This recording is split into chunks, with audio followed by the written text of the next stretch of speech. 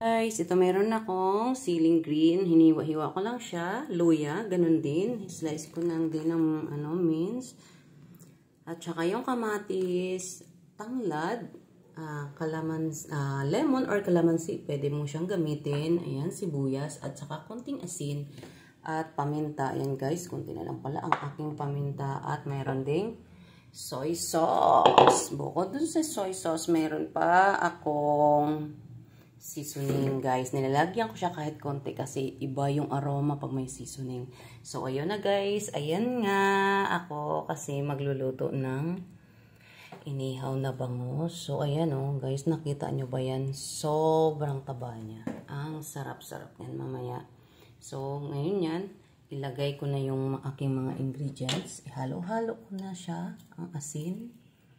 Konting asin lang guys ha. Konting asin lang. Ayan, kamatis. Lagay natin yung kamatis. Sarap kasi ng kamatis sa inihaw. Ayan.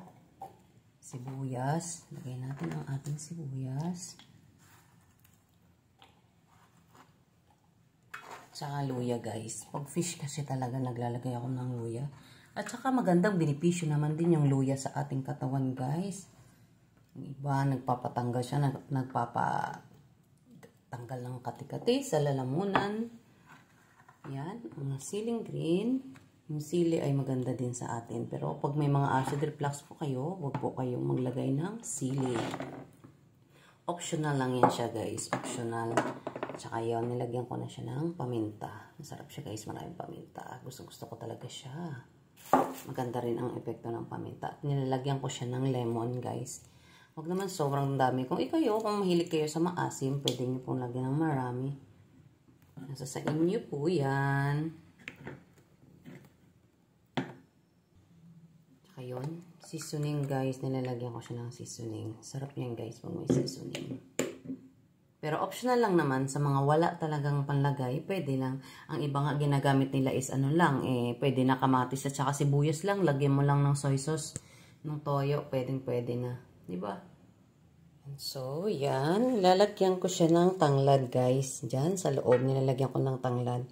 Pwede mo muna. Yan, habang hinahalo-halo natin ang ating lagyan natin ng tanglad.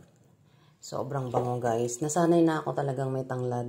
Ang tanglad kasi maganda din naman sa ating katawan yan. May magandang epekto ang tanglad sa ating katawan. Sino may mga hypertension dyan, pwede po siya, magandang inumin.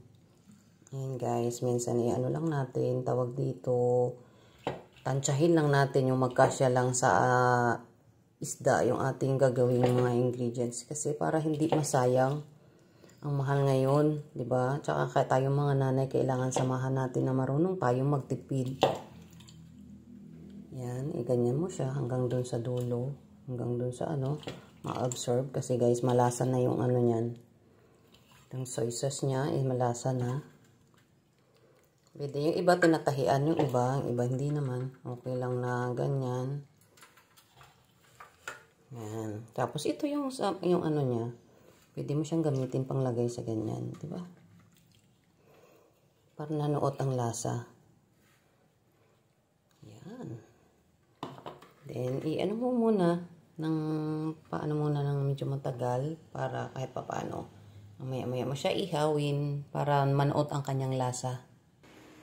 So, yan guys. Habang ako'y nagtitimpla kanina, may nakadingas na ako dito. Padingas na ako. Para ready na siya. Tsaka yung technique pala guys. Mahina lang, hindi masyado marami yung baga kasi pag isda po, mabilis maluto. Para mainin siya ng matagal, yung loob niya lutong-luto. Yun lang ang technique para maganda ang pagkaihaw natin. Ready to na. Ayan. Diba?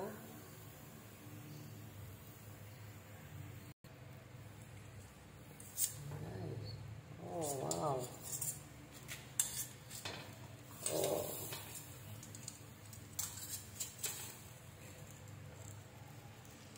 Oh, ganda. Oh, ganda ng pagkaluto, guys.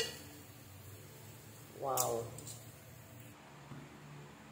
So, ito na guys. Kainan na. Kain na tayo with matching prito siya. Meritong gulay na talong. Ayan. Pwede mamili lang sa sawan.